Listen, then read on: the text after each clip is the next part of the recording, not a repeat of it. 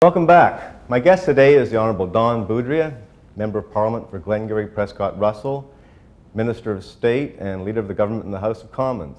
Welcome to the show, Don. Well, thank you. Thank you for inviting me to join you and your viewers. Well, that's quite a title, and I thought maybe we'd start with that. It's a long one anyway. Well, we normally refer to as Government House Leader. I think a lot of people are familiar with that term, but I thought today perhaps you could just give us a sense of what a government house leader does, and maybe you start by telling us about your official responsibilities in that role, and then we'll talk a bit about how you do your job on a day-to-day basis. Well, if I were to translate it in easier terms, I guess in European jurisdictions, the title is sometimes called Minister of Parliamentary Affairs, and maybe that explains it a lot better. But in our British parliamentary traditions, we call it Leader of the Government in the House, or short form Government House Leader. And my responsibility within Cabinet is just that. It is the interface between the Cabinet and Parliament.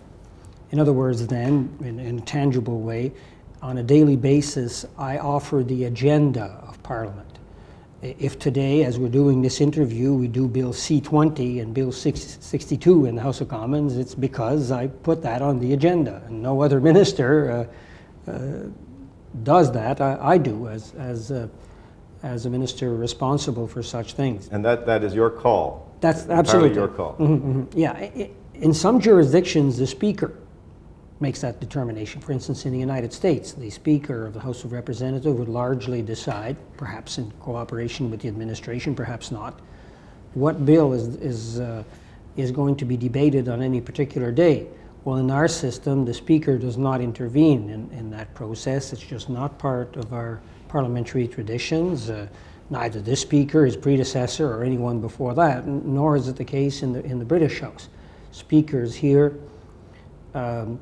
say when they're sworn into office, they have neither ears to hear or eyes to see. In other words, that's the agenda of the government is not their business. Their business is to ensure that Parliament works properly, behaves properly, that the rules are respected, and so on. But the agenda, that's within the government's purview, and that manifests itself through the role that I have. So then on a weekly basis, I present to Cabinet the proposal of what I intend to bring forward to the House of Commons, and then of course I manage that on a daily basis. I also make the long-term plans with all government departments and the Privy Council Office of Legislation to be introduced in the next weeks, months, and so on. At any time, I just can't deal in the House with bills at, say, second reading or at the initial stage. It has to be kind of phased in so that there are some new bills coming in, some bills returning from committee, other bills ready to go through the Senate, so that it's a continuous stream.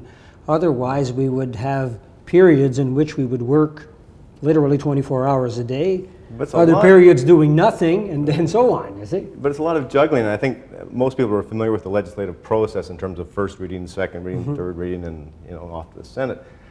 But you and I both know how much is going on in all kinds of committees, standing committees of the House of Commons at any given time. And there's no guarantee that that legislation is going to go through as quickly as you think it might. That's correct. I mean, the committees are really creatures of themselves, or however to describe this. They do what they want to do, largely. And in a way, but that's not entirely correct. Committees are a microcosm of the House. Mm-hmm. So therefore, if it's a majority government in the House, it's a majority government on the committees. The proportions are roughly identical, and that is reflected in what the committees generally do. Of course, the committee also has a representative of the minister on the committee, namely the parliamentary secretary, in virtually all cases, to kind of direct the government's agenda on that committee and so on. So the process that goes on in the House and the one that goes on in committee are roughly similar, with of course maybe the notable difference that in committee the length of time that it takes to deal with a bill is certainly not predetermined. Arguably, you could say that it's not really that determined in the House either, because sometimes you have to use time allocation in order to make a bill advance to the next stage. Sometimes there are delays and so on. No, I can. So, but there are similarities. I can recall committees where I've sat in, particularly when an opposition member is filibustering a bill, and if the bill has a lot of clauses, and they can speak to each clause and all kinds of amendments. It can seem to go on forever. Yeah, that happens, but you know, I can't complain too much in that regard, because generally members of Parliament, not just our own colleagues in the Liberal caucus, but members of all parties have been reasonable, and they behaved in large measure in a very irresponsible way in terms of they will be against the proposal, but they will recognize that their role is to oppose, and they will oppose, vote against it, and then move on to the next item. They won't unduly create a situation for Parliament not to work. And Canadians wouldn't put up with that very much either, I don't think. They would recognize that for what it is.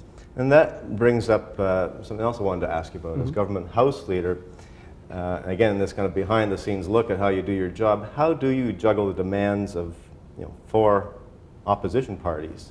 Because really you have to, they all have their own House leaders. Yeah, that's, first of all, in our system, before the government votes funds to operate the government, it is required by the standing orders and by constitutional convention to allow the opposition to air its grievances. Now, in parliamentary language, that means opposition days. The number of opposition days is predetermined. It's right in the standing orders. For instance, between now, as we're doing this interview, and the end of March, there must be 7 opposition days, following which, and only following which, can I propose the bill to Parliament to grant it supply. Supply means, of course, monies in order to pay the civil servants and transfer funds to the provinces and pay for health care and everything else that one must do.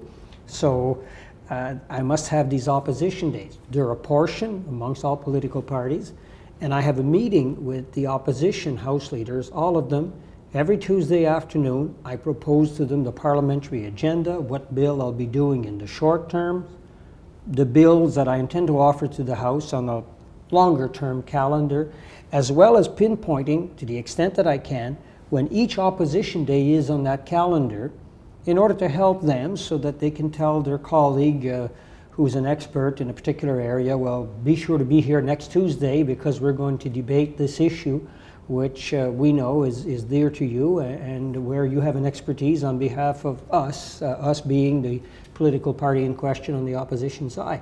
So I try and cooperate with them to that extent that I will indicate to them when the subjects in question will be raised, not to play tricks with them, and in return, of course, expect that they won't play tricks with me, that they will be respectful of the rules, as I believe I am with them. But it's fair to say you need some diplomatic skills to be an effective House leader. I think that's probably a big help. I suppose. I was wondering if you could comment on some of the changes. You've been in the House of Commons now for roughly 15 years. That's correct. I think, and things evolve over time. In particular, I'm thinking about the status of the backbench MP. Now, as you know, we've discussed many times the question of free votes in the House of Commons, and a lot of people think it's very rare that we have a free vote, and there have been changes to the way private members' business is done. I just wonder if you could comment on some of those topics. Between the time we came to office in 1993 and now, there has been something like 175 instances where government members have voted differently than the cabinet. There's certainly a very large number of those. Now, of course, if you're looking at this from an opposition standpoint and you're producing an opposition motion and the government members don't vote with your motion, you always make the accusation that they're voting that way because they're not free, blah, blah, blah. Fair game. But I think the Canadian public must recognize that the reality is a little different than that. In 1984, when I came to the House of Commons, there were no free votes. There was just none. Private members' ballot items were never adopted unless they had to do with changing the name of your constituency. Those things were just unheard of.